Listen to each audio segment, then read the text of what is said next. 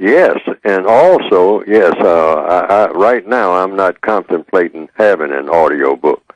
I want people to learn how to read the English language if they possibly can, and at some point, I would like to see the book that I have produced be produced in other languages so that people don't have to learn English. I mean, even though I have written mine in English because that's the only language that I'm familiar with.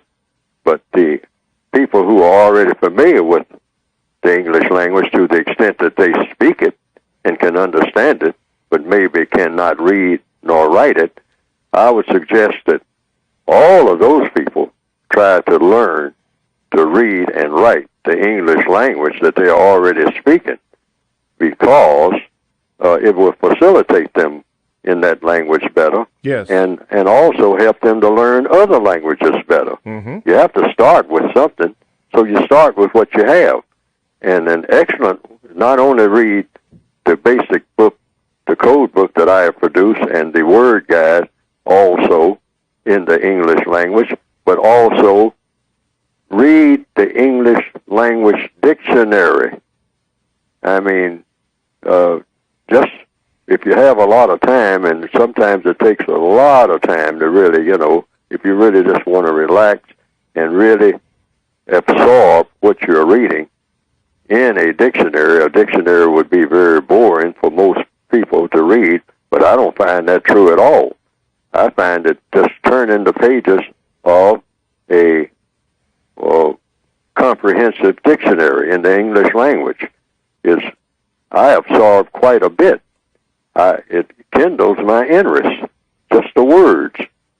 You don't do it in just in one stretch.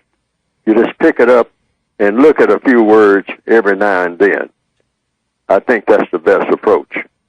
That way it doesn't become boring to you. Yes. And it doesn't wear your eyes out either, because usually the words are very small, in very small print.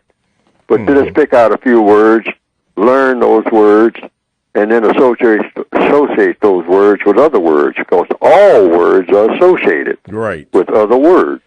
Otherwise, you couldn't have definitions to words. That's correct. Yes, but you learn a lot about the mechanics of language, and then you learn a lot about how people will behave, because people behave according to the way that they have received language. And you use, that's why I wrote the word guide, so that the word guide is designed to be counter-racist in nature. And in other words, it helps you to think, speak, and act in a counter-racist fashion by using the definitions. And mostly, if people who have looked at the word guide, they have seen that you do what? You ask a lot of questions about words. Yeah. Mm-hmm. Yes. Why? Because what do I say all the time? The problems are solved through the process of what? Questions and answers. Questions and answers.